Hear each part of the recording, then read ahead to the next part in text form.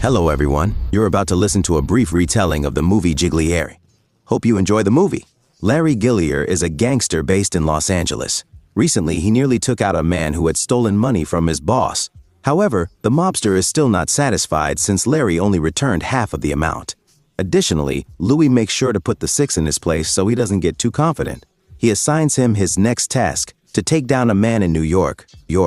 He has an emotionally retarded relative that Larry will have to kidnap. The bandit arrived at the clinic and found his target there. Brian. During the 20 seconds of communication, Brian managed to call Larry a fool and a dumbass 5 times.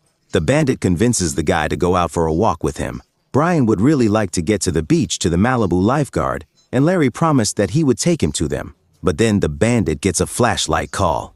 It turns out that, unexpectedly, the beach was actually closed today. Larry, having no other choice, contacted his boss and informed him that he would be taking the hostage to his own house. However, right on the spot, Brian panicked and began yelling loudly, insisting that he wanted to go home immediately.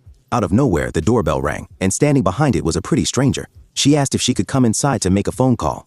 Brian came out to her holding his seeds. Rika, however, never managed to get through on the phone. She took the thug aside and bluntly called him a complete idiot.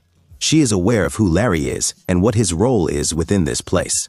According to Ricky, it was Luis who sent her here because he believes his subordinate is just a sheep and incapable of managing this case by himself. Larry called his boss, and that's what it turned out to be.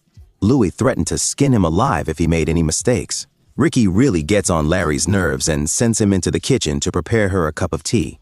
So, the guy attempted to persuade Ricky that he was indeed a tough gangster and a thug. I don't know what you were talking about. I'm gonna go get my stuff. And then there's Brian.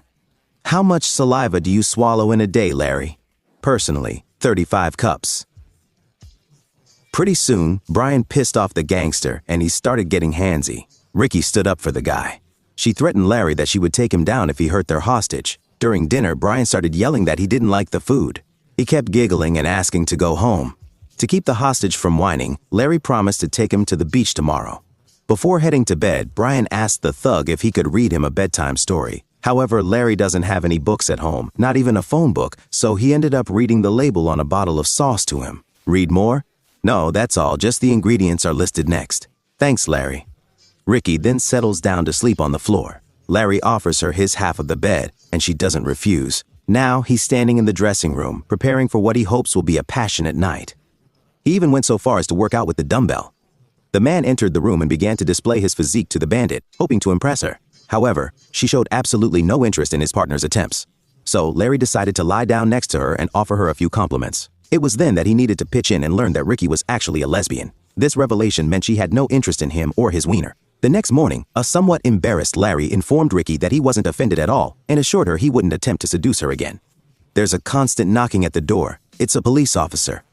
Larry excluded Brian and welcomed the detective inside. He arrived to meet a known mobster to gather some information. Mafia boss Starkman is looking at a life sentence in prison. The Attorney General is determined to incarcerate him, and the Attorney General has a younger brother who is mentally ill. This brother has been kidnapped. Perhaps Larry is acquainted with a bad guy capable of such an act. The thug endured the pressure and didn't reveal anything about himself. The perpetrators were in shock, clutching their heads when they realized the identity of their hostage. It was a goddamn prosecutor. Yes, my brother's a goddamn prosecutor. They quickly decided they needed to escape and disappear somewhere within the city. Brian suggested heading to the beach again, but Larry was informed by flashlight that, unfortunately, all the beaches were closed today. It was a real shame, as Brian had been really eager to see the hot ladies in their bathing suits. Meanwhile, at the diner, the young crowd cranked up the music way too loudly. And when Larry politely asked them to lower the volume, they dismissively sent him away. Ricky asks her partner to keep it down, promising that she will handle the situation herself. She walks over to one of the jerks and begins to describe in detail how to spectacularly pluck out a man's eye. She explains how to pull it out with such force that a piece of the brain comes out with it. This method not only deprives the enemy of sight, but also erases the memory of everything he has seen in his life. It's a technique that Ricky learned while she was in China. The guys were left speechless. And then, Larry spitefully broke their laptop. While in the car, Ricky confessed that she was unfamiliar with any of these techniques. However, she has read Sansa's and understands that the best battle is the one that hasn't even begun. Meanwhile, the tough gangster received a call from his mother, who was insisting that he hurry over to assist her with getting a butt shot. Brian needed to pee, so he searched the house. Mrs. Gilly was grateful for her son's friend, unlike the piggies he had previously brought home, that is. Mrs. Giggly is happy that her son is dating such a beautiful girl, and smart by the looks of it. You and Larry are dating? Mother, guess what? What? She's a lesbian. The woman guessed that Ricky had men. Too bad they're not always skillful, she knows. Larry's mom had a tumultuous youth. Brian washed his hands, and the trio was finally able to head to the motel. The kid listens to the weather forecast in Australia all the time. He becomes intoxicated by the alluring voice of the girl operator. Laura pondered what it was about the guys that Ricky found unappealing. Perhaps they were simply inept and lacked the knowledge of how to truly please a lady. However, her girlfriends wouldn't defy nature either. Millions of years of evolution have crafted a man into the ultimate machine for carnal love. Nothing can ever replace the sausage, not toys nor imitators. Ricky responded that every aspect of a woman is beautiful, every single curve. And here's a penis that looks like a sea tear or the length of a thumb. A useful tool, but not particularly attractive. After that, Ricky talked at length and in detail about the beauty of a woman's lawn, or bouton, as she called it. Here, Laura had nothing to parry. The bandit got a call from his boss, but Brian answered the phone, and the conversation didn't go well. Who's that? That's not funny. Larry took the phone and apologized. Louise gave him the task of sending one of Brian's fingers to the DA tomorrow. Larry began to crumble under the pressure. Then, the boss threatened to send men to cut off both Brian's and his fingers. That same night, he had already read aloud about toilet paper. A frustrated Larry told his partner they would need to cut the guy's finger off. The morning started with loud music, to which Brian danced, greeting everyone he knew from the mental institution. Suddenly, there was a knock on the door. Larry assumed it was disgruntled neighbors, but instead, another stranger, and a very angry one, came barreling into the room. It turned out that the blonde woman was Ricky's former girlfriend. She suspects that this ex is now involved with men. The psychotic lady grabbed a knife and ended up injuring herself. Consequently, she had to be taken to the hospital. Clara comes to the realization that she is falling in love with Ricky. The girl took the thug aside and suggested that they shouldn't cut off Brian's finger. She doesn't engage in that kind of atrocity. And to get out of this complicated situation, they need to be on the same page. Ricky managed to distract the receptionist at the hospital, allowing Larry and Brian to sneak into the morgue. The bandit turned the kid to face the wall to prevent him from getting scared, then took a plastic knife. He used it to cut off a finger from one of the corpses. After that, the conspirators headed to the post office to send the prosecutor the finger in bags. Larry felt that he and Ricky were gradually getting closer. However, the girl then began flirting with the postal worker. This really infuriated Larry. He has this hot hottie right next to him all the time. She's even sleeping in the same bed as him. And yet, she's completely unavailable and impenetrable. A goddamn lesbian. Larry's always freaking out about it. That evening, Ricky asked her partner if it was time to trim his nails. Larry looked at them and replied that it wasn't. The girl mentioned that people who are more masculine tend to look at their nails one way, while those who are more feminine look at them in a different way. So, even though Larry is tough, he has a notable amount of femininity within him. That statement really puzzled me. You're not gay? That's nonsense. No, I'm definitely not gay. No, I'm not gay at all. Are you certain? Suddenly, Ricky kissed Larry and began to pinch his nipples painfully. She proposed to the gangster that he should be her lover.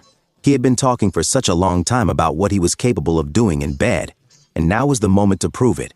After sleeping with her partner, Ricky warned a very satisfied Larry that once they were finished with the case, she would have him. He's going to drop it.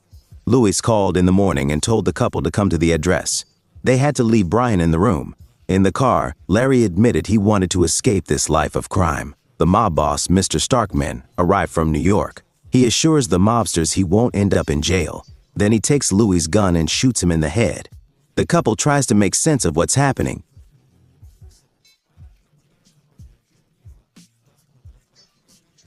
Starkman inquires about the details of how the finger was cut off. Was there a significant amount of blood, for instance? The mob was displeased with Louis' lack of professionalism. Blackmailing the Attorney General to kidnap his brother, and especially cutting off his finger, is a terrible idea. The bandits seem to forget that they aren't in Sicily, and in the 21st century, you simply can't behave like that. Moreover, the fools didn't consider that every finger has a unique fingerprint. And the one they sent doesn't belong to the prosecutor's brother at all. Never, under any circumstances, try to intimidate a federal prosecutor. But if you find yourself in a situation where you must, then make sure you do it professionally. Starkman is eager to bring these two down immediately, but they are the only ones who have any clue about Brian's whereabouts. He can share all the information he's gathered, and sooner or later, the police will track down the mobster responsible. The partners have assured that they will handle the witness issue, but they aren't actually planning to kill Brian. Instead, they intend to return the kid to the clinic and then relocate elsewhere. Larry recalls that Brian is constantly thinking about girls, so he gave him a few tips on how to meet them. At the gas station, Larry gathers the courage to suggest to Ricky that they should leave together and start dating. However, even though the bandit was okay with the idea, she was still more interested in girls. She probably wouldn't be a suitable match for Larry either. Everyone in the car felt a bit down. Suddenly, Brian noticed the beach and the bikini-clad hotties he had been dreaming about for such a long time.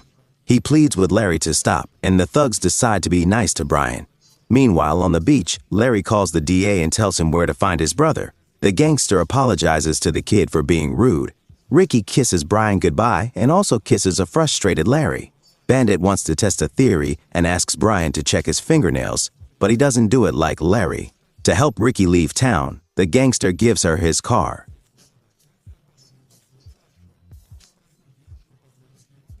He told the girl to call him first if she ever got tired of being a lesbian. Ricky hugged Laura tightly and kissed him, then got into the gifted car and drove away. Meanwhile, a movie was being filmed on the beach, and Brian approached the cameras with the cast. For the dance scene, they needed to pair up. Remembering Laura's lessons, Brian spoke to a blonde and danced. Laura was pleased for the joyful kid and continued on his way. At that very moment, Ricky pulled up beside him and offered to drive out of town together. Meanwhile, she also suggested that the makeup might look really good on him.